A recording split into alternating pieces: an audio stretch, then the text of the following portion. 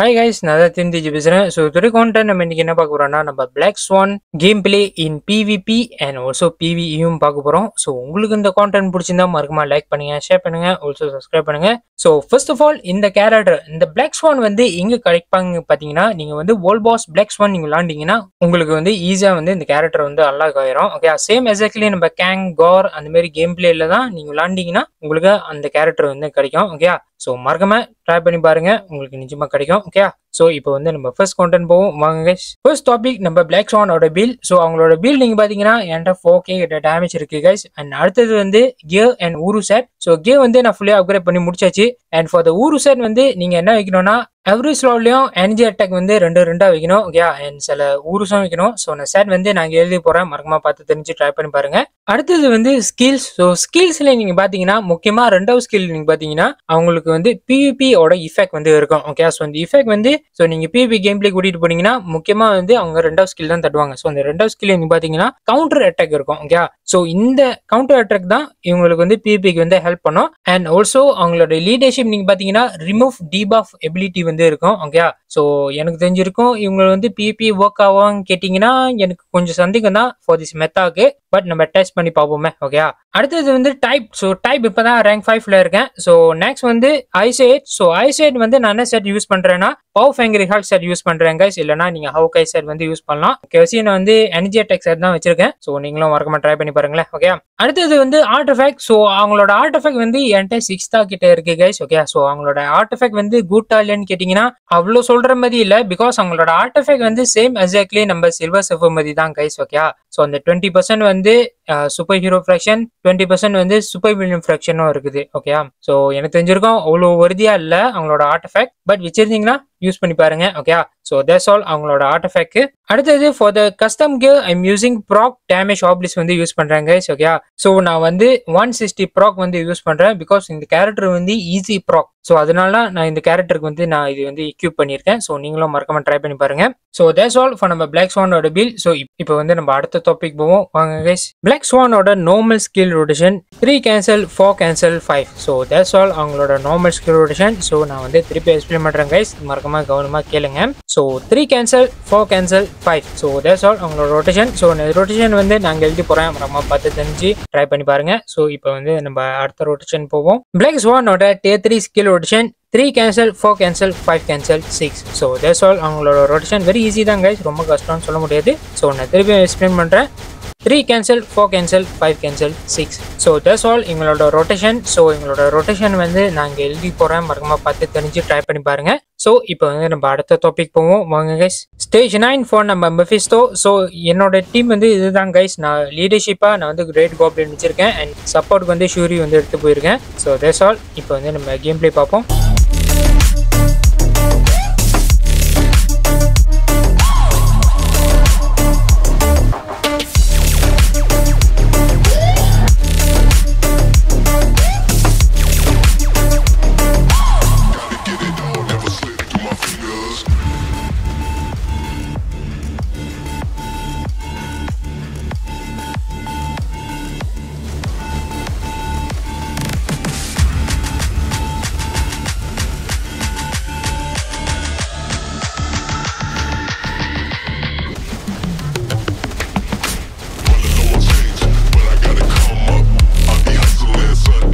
Last game play all-round stage 9. So இந்த team வந்து கொஞ்சம் வித்தியாசமாக இருக்கும். பிகாஸ் நான் லீடர்ஷிப் ஒன்று தான் கைஸ் மாற்றிருக்கேன். நம்ம எக்கோ வந்து வச்சிருக்கேன். ஸோ பாருங்க கைஸ் இந்த கேம் பிளே எப்படி இருக்குன்னு.